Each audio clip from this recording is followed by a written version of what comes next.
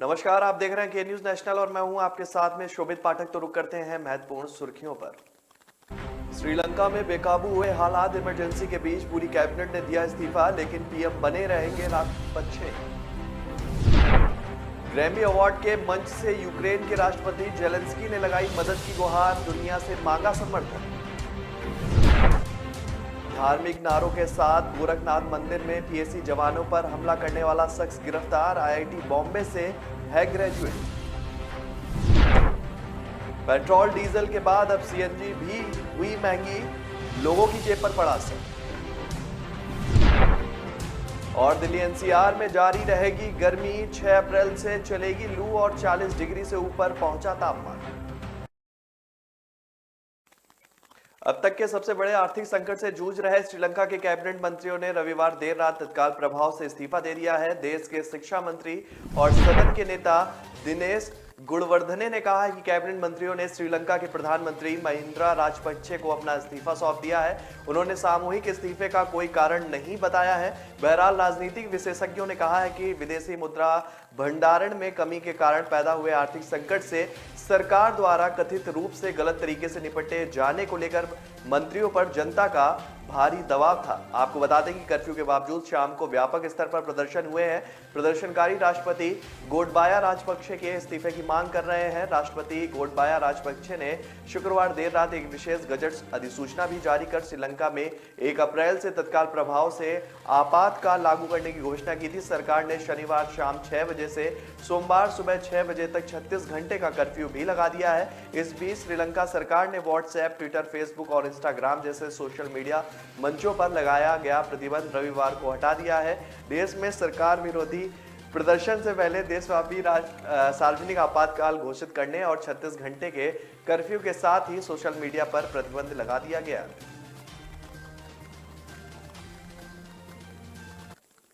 Grammy award 2022 का प्रसारण भारत में सोमवार सुबह से किया जा रहा है। यह award Las Vegas, United state में संपन्न हो रहे हैं। अवार्ड समारोह में केवल AR रहमान ने अपनी उपस्थिति दर्ज कराई है, जिनकी एक सेल्फी भी सामने आई है। अवार्ड सेरेमनी में खास बात यह रही कि युद्ध की मार झेल रहे यूक्रेन के राष्ट्रपति जेलेंस्की ने भी एक प्री रिकॉर्डेड वीडियो के जरिए मदद की अपील की है और दुनिया से समर्थन भी मांगा है। जेलेंस्की का वीडियो मैसेज अवार्ड समारोह में बड़ी स्क्रीन पर दिखाया गया। उन्होंने अपनी अपील में कहा है कि यूक्रेन की मदद कीजिए, आप जैसे भी कर सकते हैं। और इसके बाद उन्होंने कहा कि म्यूजिक के अपोजिट क्या है, बर्बाद हुए शहरों का शोर और मरे हुए लोग। इस सन्नाटे को संगीत से भर दीजिए, आज ही भर दीजिए, जिस तरह से भी हो सकता है हमें सपोर्ट कीजिए। जेलेंस्की का ये video message Ukrainian singer Mika Newton और पोएट ल्यूबा और की परफॉर्मेंस से पहले दिखाया गया है। अवार्ड सेरेमनी में सोशल मीडिया कैंपेन की शुरुआत भी की गई, जिसका नाम स्टैंड अप फॉर यूक्रेन है। इसके जरिए यूक्रेन के फाइनेंशियल और अन्य तरह की मदद जुटाई जाएगी। आपको बता दें कि रूस के राष्ट्रपति पुतिन ने 24 फरवरी को यूक्रेन के खिलाफ जंग का ऐलान किया था। तब से अब तक यूक्रेन में लाखों लोग अपनी जान गंवा चुके हैं। यूक्रेन के कई जो शहर हैं वो तबाह हो चुके हैं और हर तरफ बर्बादी का मंजर साफ देखा जा सकता है। सीएम योगी के गृह जनपद गोरखपुर से सनसनीखेज मामला सामने आया है। दरअसल यहां गोरखनाथ मंदिर की सुरक्षा में तैनात पीएसी जवानों पर कल शाम धारदार हथियार से हमला किया गया। इस हमले में 2 जवान घायल हो गए हैं। हालांकि पुलिस ने आरोपी को गिरफ्तार कर लिया है। आपको बता दें कि शाम 7 बजे के करीब धार्मिक नारे लगाते हुए एक आदमी मंदिर परिसर में घुस गया था। गोरखनाथ मंदिर परिसर में ही गौरक्षक पीठ के महंत यूपी के सीएम योगी आदित्यनाथ का आवास भी है। आरोपी का नाम मोहम्मद मुर्तजा बताया जा रहा है। वह गोरखपुर के सिविल लाइंस का ही रहने वाला है। हमलावर केमिकल इंजीनियर है और उसने आईआईटी बॉम्बे से पढ़ाई की है। वह परिवार के साथ मुंबई में रहता था। अक्टूबर 2020 में वह गोरखपुर आकर रहने लगा। पुलिस ने इसके पास से लैपटॉप, पैन कार्ड, मुंबई की फ्लाइट का टिकट बरामद किया है। इस घटना के बाद गोरखनाथ मंदिर की सुरक्षा व्यवस्था को लेकर सवाल खड़े हो गए। हालांकि गोरखनाथ मंदिर की सुरक्षा व्यवस्था काफी चाक चौबंद है। यहाँ बम निरोधक दस्ता स्थायी तौर पर तैनात है और इसके अलावा सुरक्षा में एक प्लाटून पीएसी बल भी तैनात रहता है।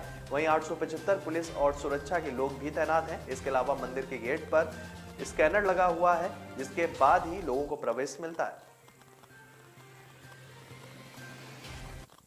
देश में महंगाई का करंट लगातार लोगों को झटके दे रहा है। आज दिल्ली वालों के लिए सीएनजी के दाम फिर बढ़ गए और ये 2 रुपए 5 पैसे महंगी हो गई। दिल्ली में सीएनजी के दामों में 2 रुपए 5 पैसे की बढ़ोतरी की गई है और आज दिल्ली में सीएनजी के प्राइस 64 रुपए 11 पैसे प्रति किलो है। दिल्ली से सटे नोएडा में पेट्रोल डीजल के बाद अब सीएनजी के रेट में भी बढ़ोतरी दर्ज की गई है और नोएडा में बीते 24 घंटे में 2 रुपए 8 पैसे की बढ़ोतरी सीएनजी के रेट में की गई है। आज पेट्रोल डीजल के दाम में 40 पैसे प्रति लीटर का इजाफा हुआ है, जिसके बाद राजधानी दिल्ली में पेट्रोल के दाम 103 रुपए 81 पैसे प्रति लीटर और डीजल के दाम 95 रुपए 7 पैसे प्रति लीटर पर हो गए हैं। ये 14 दिनों में बारी बार ईंधन की कीमतों में इजाफा किया गया है। मुंबई में डीजल के रेट 103 रुपए के रेट को पार कर चुके हैं और सीएनजी के दाम में 4 दिनों में दूसरी बार इजाफा किया गया है। इससे पहले दिल्ली में शुक्रवार को सीएनजी की कीमतों में 80 पैसे की बढ़ोतरी की गई थी। बाद में नेचुरल गैस के दामों में रिकॉर्ड वृद्धि के बाद यह फैसला लिया गया है। इंद्रप्रस्थ गैस लिमिटेड की वेबसाइट पर पोस्ट की गई जानकारी के मुताबिक दिल्ली में सीएनजी की कीमत 64.11 रुपए प्रति किलोग्राम कर दी गई है। आपको बता दें कि पिछले महीने से अब तक सीएनजी की कीमतों में 7वीं बार बढ़ोतरी की गई है और कुल मिलाकर एक महीने में सीएनजी की कीमतें 6 रुपए 5 पैसे प्रति किलो तक बढ़ चुकी हैं। दिल्ली वासियों को तपती गर्मी से आराम नहीं मिलेगा। अप्रैल के महीने में मार्च से अधिक गर्मी पड़ने की संभावना है। मौसम विभाग के अनुसार अप्रैल में कोई राहत नहीं मिलेगी क्योंकि दिल्ली एनसीआर में 6 अप्रैल से लू चलने की संभावना है। गर्म लू दिल्ली के लिए और अधिक गर्मी पैदा करेगी। आपको बता दें कि रविवार को दिल्ली के कई हिस्सों में भीषण गर्मी की स्थिति बनी रही। कई जगह पर तापमान 40 डिग्री सेल्सियस से अधिक रहा है। मौसम विभाग के अनुसार उत्तर पश्चिम भारत में 122 सालों में सबसे अधिक तापमान दर्ज किया गया। इस तापमान में और वृद्धि होगी। दिल्ली एनसीआर सहित महाराष्ट्र, गुजरात और राजस्थान में तापमान 40 डिग्री सेल्सियस से ऊपर पहुंच गया है। आईएमडी के अनुसार अप्रैल के इसमें लू चलने की संभावना है। आईआईडी विशेषज्ञों का कहना है कि अप्रैल के पहले और दूसरे सप्ताह में बारिश की कोई भी उम्मीद नहीं है, इसलिए तापमान में सुधार की भी उम्मीद नहीं की जा सकती है और दिल्ली में भीषण गर्मी की स्थिति ऐसी ही बनी रहेगी। दिल्ली में 5 जगहों के तापमान की बात करें तो इसमें पालम पर 40.2 डिग्री, आया नगर पर 40.6 डिग्री, रिज पर 41.4 डिग्री सेल्सियस और नजफगढ़ में 41 डिग्री सेल्सियस तापमान बना रहा।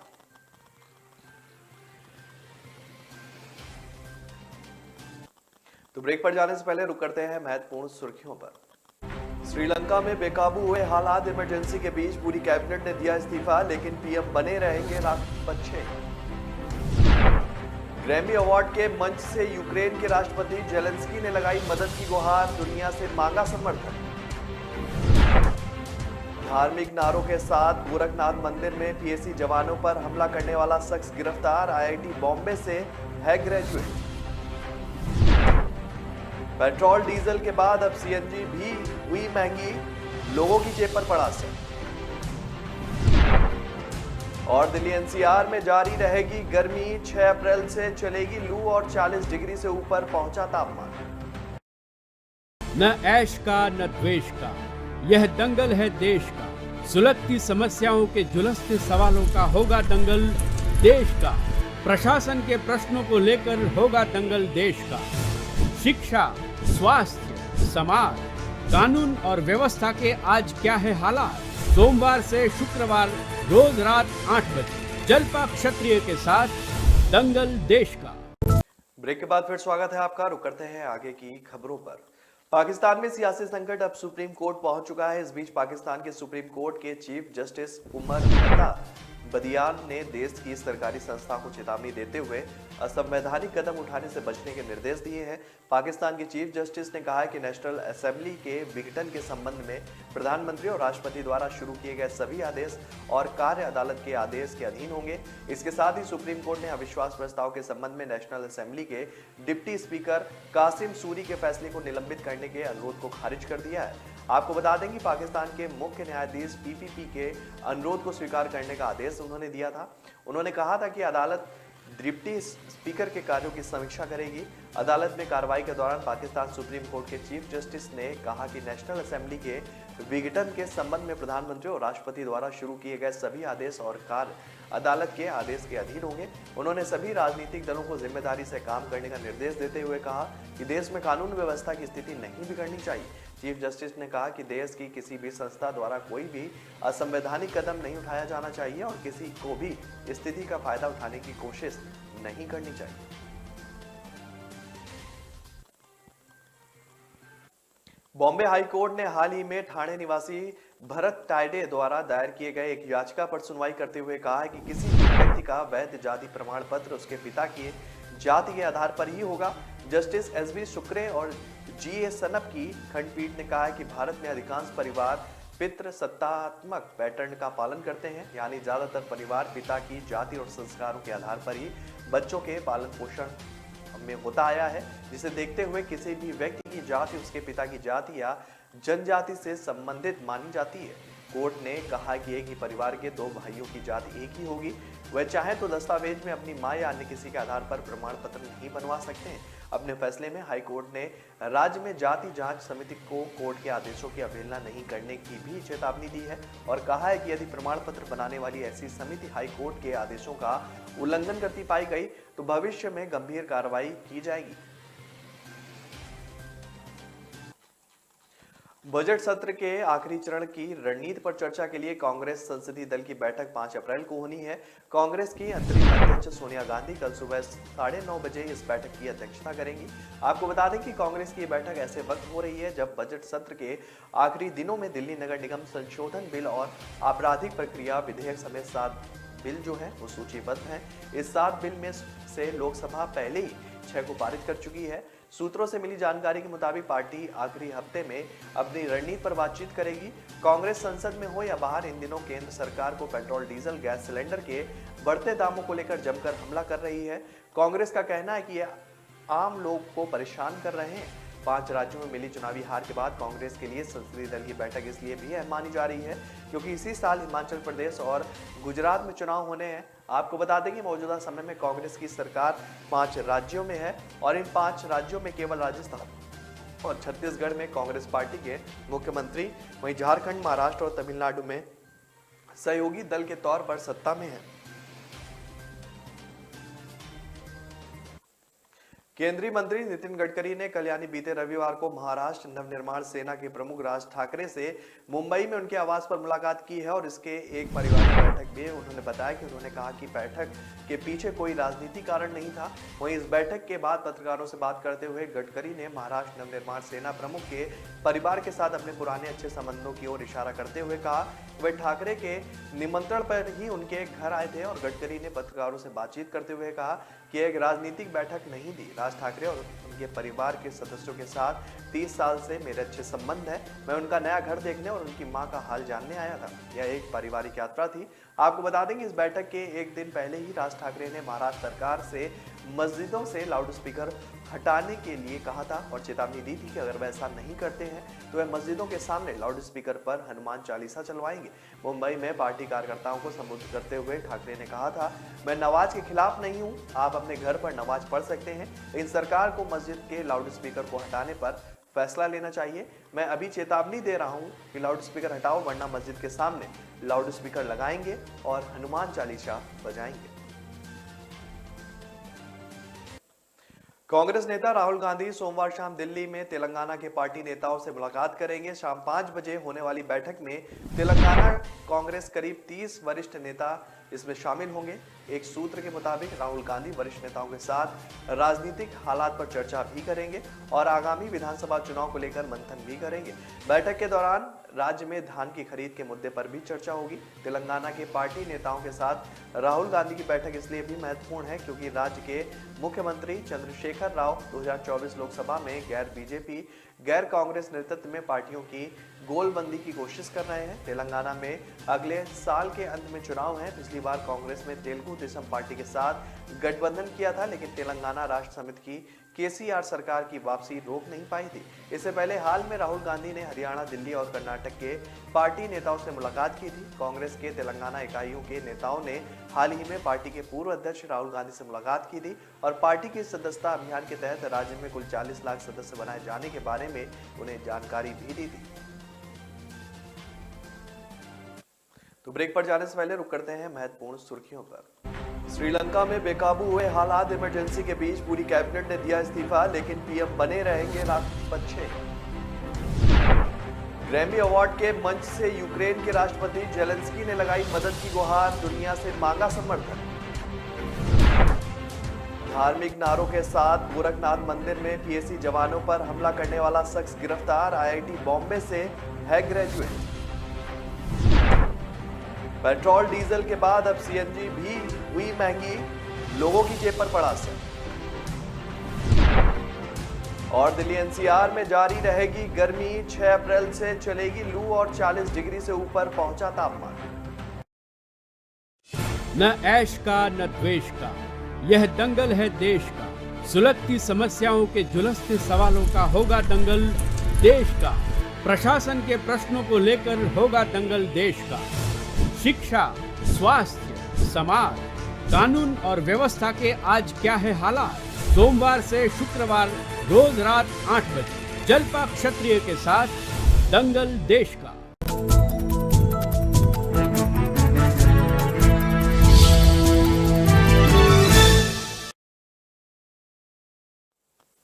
ब्रेक के बाद फिर स्वागत है आपका। रुक करते हैं आगे की खबरों पर। उत्तर प्रदेश के मुख्यमंत्री योगी आदित्यनाथ प्राइमरी और अपर प्राइमरी स्कूलों 100% भर्ती सुनिश्चित करने के उद्देश्य से आज श्रावस्ती जिले में से स्कूल चलो अभियान की शुरुआत करेंगे। राज्य सरकार के एक प्रवक्ता ने बताया कि स्कूल चलो अभियान राज्य सरकार द्वारा प्राथमिक शिक्षा के भविष्य को आकार देने और प्राथमिक विद्यालयों के समग्र विकास की दिशा में एक प्रयास होगा। उन्होंने बताया कि मुख्यमंत्री कम साक्षरता दर वाले जिलों को प्राथमिकता देने और प्रदेश के प्राथमिक स्कूलों को बेहतर सुविधाओं से लैस किए जाने के उन्होंने निर्देश दिए हैं। राज्य सरकार के प्रवक्ता ने आगे बताया कि मुख्यमंत्री श्रावस्ती जिले से स्कूल चलो अभियान की शुरुआत करेंगे। इस जिले की साक्षरता दर राज्य में सबसे कम है। इसके बाद बहराइच, बलरामपुर, बदायूं और रामपुर का नाम आता है। मुख्यमंत्री ने अधिकारियों को निर्देश दिया है कि वे इस अभियान से जुड़े और सभी विधायक एक एक स्कूल की जिम्मेदारी लें। योगी ने यह भी निर्देश दिया है कि सभी सरकारी स्कूलों में छात्रों को बुनियादी सुविधाएं जैसे शौचालय, पीने का पानी, फर्नीचर और स्मार्ट क्लास कक्षाएं दी जाएं। उन्होंने विभागीय अधिकारियों से सरकारी स्कूलों में परिवर्तन के लिए सरकारी स्कूलों के पूर्व छात्रों को फिर से बहाल करने की कोशिश की है। उन्होंने बताया कि बेसिक शिक्षा विभाग को अभियान के लिए कमर कसने और सभी सरकारी स्कूलों में शिक्षकों की तैनाती सुनिश्चित करने के निर्देश भी जारी किए हैं।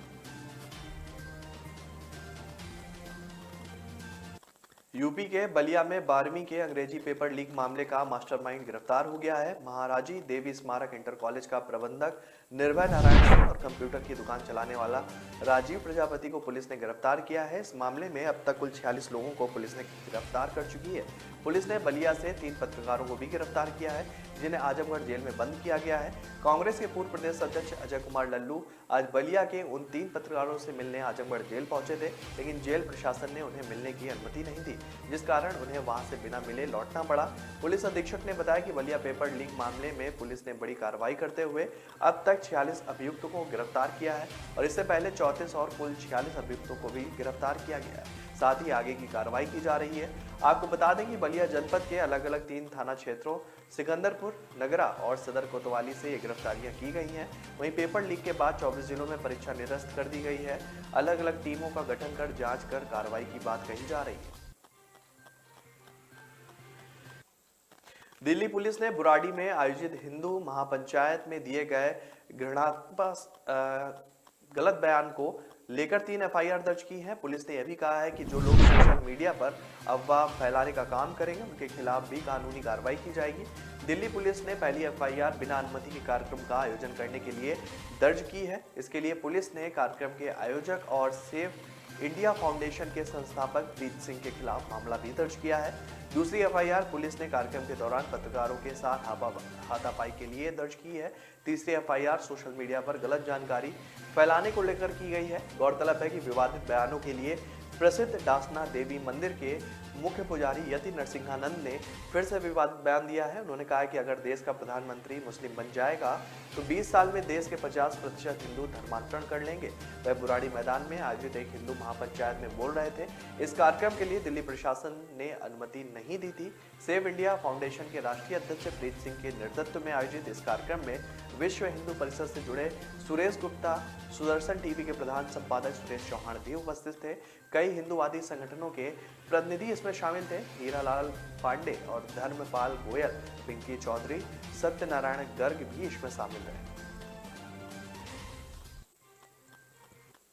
गाजीपुर लैंडफिल साइट पर अब दोगुनी गति से कूड़े के पहाड़ को घटाने में मदद मिलेगी। वहीं पूर्वी निगम ने अब यहां पर पुरानी की जगह नई हाई स्पीड ट्रोमल मशीनें लगाने की प्रक्रिया भी शुरू कर दी है। ये मशीनें हर माह करीब 3 लाख टन कचरे का निस्तारण करने में सक्षम है। गाजीपुर लैंडफिल पर अनुमानित 140 लाख टन पुराना अपशिष्ट अभी भी पड़ा है। इसको निष्पादित करना पूर्वी दिल्ली नगर निगम के लिए एक चुनौती का कार्य है और इसके लिए पूर्वी नगर निगम पुराने मॉडल की ट्रोमल मशीनों को हटाकर नए मॉडल की हाई स्पीड मशीनों को लगाना उन्होंने शुरू कर दिया है। इन मशीनों को 2 पालियों में चलाया जाएगा। इस तरह निगम की अपशिष्ट निष्पादन की कुल क्षमता 3 लाख टन प्रति माह हो जाएगी। अभी तक वहां जो ट्रोमल मशीनें कार्य कर रही हैं उनकी क्षमता कम है और वे स्थान ज्यादा घेर रही हैं। इस समय अनुमानित 1.20 लाख टन प्रति माह के हिसाब से अपशिष्ट का निष्पादन हो रहा है। पूर्वी दिल्ली नगर निगम के महापौर श्याम सुंदर अग्रवाल ने कहा है कि योजनाबद्ध तरीके से काम अगर किया जाएगा तो निश्चित ही काम में सफलता मिलेगी। दिल्ली पुलिस स्पेशल सेल की IFSO यूनिट ने एक अंतर्राष्ट्रीय गिरोह के 8 भारतीय ठगों को देश के अलग अलग हिस्सों से गिरफ्तार किया है, जो चीन के ऐप से लोन दिलाने के नाम पर ब्लैकमेलिंग कर रहे थे। अब तक लाखों हजारों लोगों से करोड़ों की ठगी की जा चुकी है। एक बैंक खाते से पता चला कि महज 15 दिनों में उससे 8.25 करोड़ रुपए जमा हुए हैं और ऐसे 25 खातों का पता चला है, जिसमें पुलिस ने इनके पास से 16 debit card, 22 chequebook, 26 passbook, 20 mobile, 3 laptop, 11 lakh bank खातों में फ्रीज, 3 कारें और 4 लाख कैश बरामद किए हैं। भारत में बैठे गैंग के गुर्गे ठगी की रकम को क्रिप्टो करेंसी में बदलकर चीनी नागरिकों को हांगकांग, दुबई और चीन भेज रहे थे। IFSO की यूनिट ने पुलिस उपायुक्त KPS मल्होत्रा ने बताया है कि पिछले दिनों दिल्ली की एक युवती ने ब्लैकमेल कर वसूली की शिकायत पुलिस से की थी। पीड़िता ने बताया कि उसने गूगल प्ले स्टोर के जरिए लोन लेने कैश एडवांस नाम ऐप डाउनलोड किया गया था और ऐप पर दावा किया गया था कि बेहद कम ब्याज दरों पर लोन दिया जाएगा। यदि 90 दिनों के भीतर रकम वापस कर दी गई तो उस पर कोई भी ब्याज नहीं लगेगा। तो फिलहाल इस बुलेटिन में मेरे साथ इतना ही। आगे की खबरों के लिए बने रहिए के न्यूज नेशनल के साथ। तब तक के लिए नमस्कार। श्रीलंका में बेकाबू हुए हालात, इमरजेंसी के बीच पूरी कैबिनेट ने दिया इस्तीफा, लेकिन PM बने रहेंगे राष्ट्रपति। ग्रैमी अवार्ड के मंच से यूक्रेन के राष्ट्रपति जेलेंस्की ने लगाई मदद की गुहार, दुनिया से मांगा समर्थन।